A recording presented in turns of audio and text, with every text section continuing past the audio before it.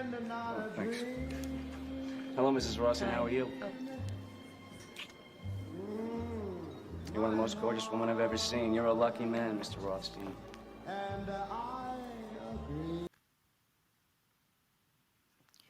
The term etymological origins are disputed.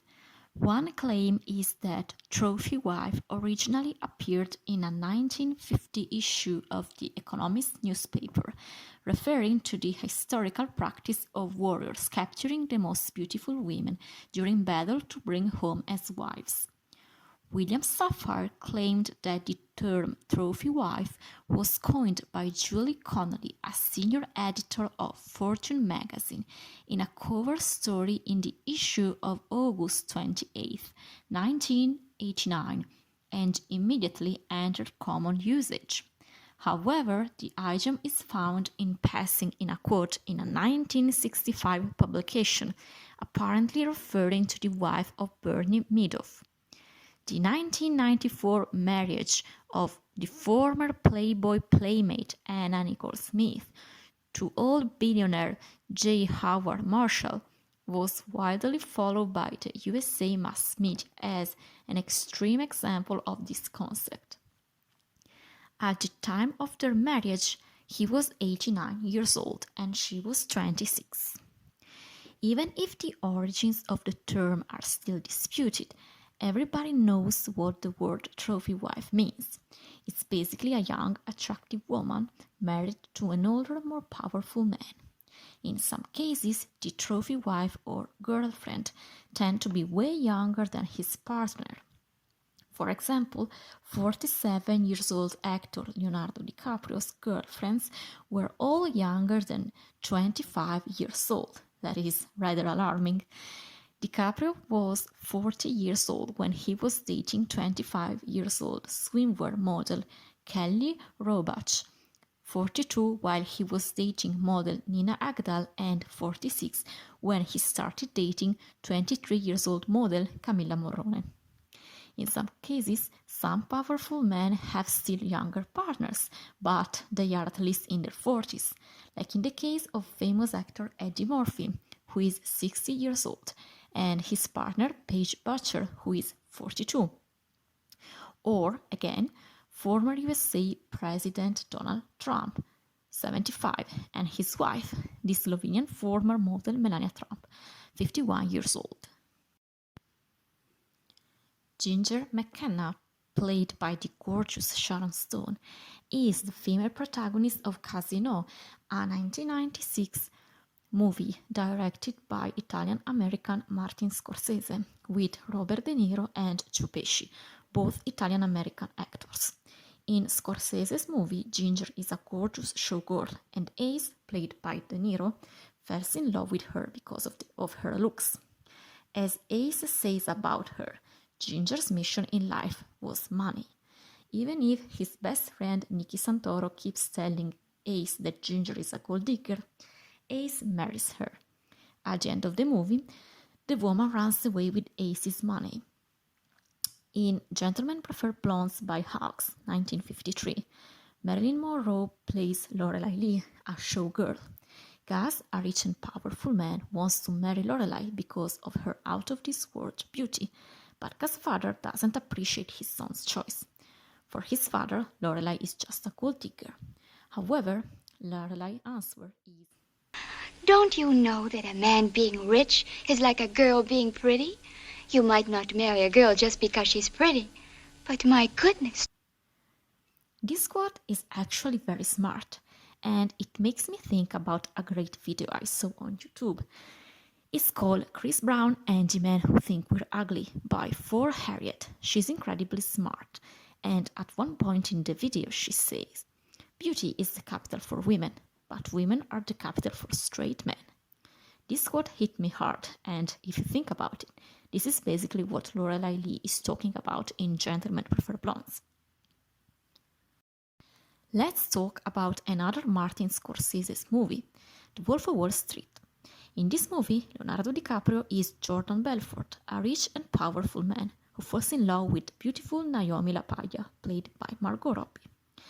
Jordan falls in love with Naomi's beauty, but unfortunately, the couple divorce because of Jordan's drug addiction. In many cases, in fact, the wedding with a trophy wife is not likely to last. For example, in Scarface, the 1983 remake by Italian-American Brian De Palma, the main character is played by another Italian-American artist, Al Pacino, great actor, who plays Tony Montana, a Cuban powerful gangster. Tony falls in love with Elvira Hancock, played by Michelle Pfeiffer, his boss wife, whose name is Frank Lopez. Eventually, Tony kills Frank and marries Elvira. Elvira is a perfect trophy wife for both Frank Lopez and Tony Montana. She's gorgeous and sophisticated.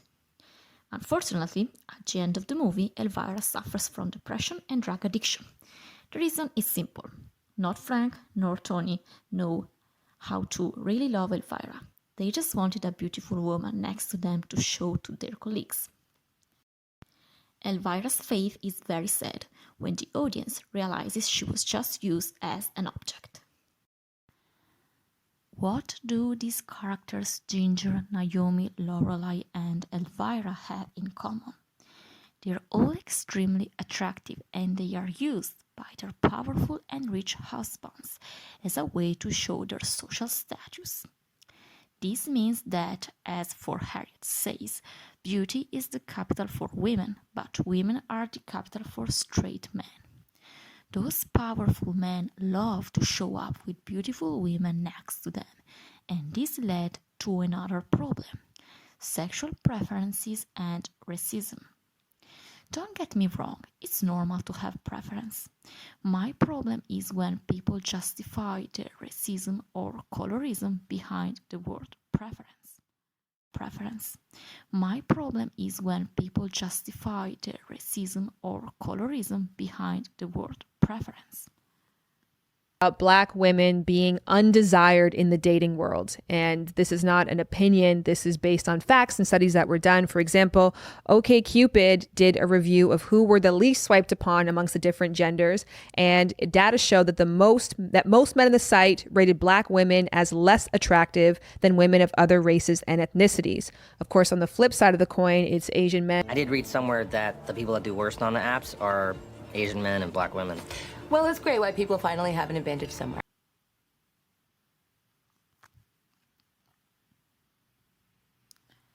Ashley Brown wrote an article called Least Desirable: How Racial Discrimination Plays Out in Online Dating. According to statistics, dating apps show that both white men and white women are considered the most desirable partners, while Asian men and Black women were considered to be the least attractive ones. According to Ashley Brown, stereotypes and lack of multiracial representation in media are part of the reason why online daters find white partners to be more attractive. I do recognize that we need more representation in media, but I was curious to know more about politics of desirability, so I checked the statistics made by men for the magazine Men's Health.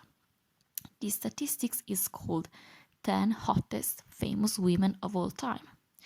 Let's analyze the ranking together. So, the winner is Jennifer Aniston.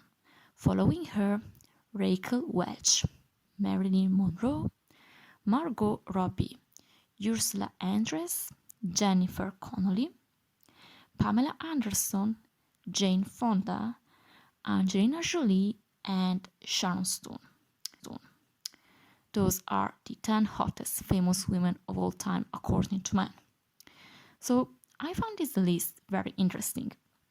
Also, I noticed those women have many features in common. They have very angelic faces, slim bodies, straight or wavy hair. 7 out of 10 of them have blonde hair. 8 out of 10 have blue or green eyes. So yes, it's interesting to notice that even if those women belong to different times, men seem to have the same sexual preferences.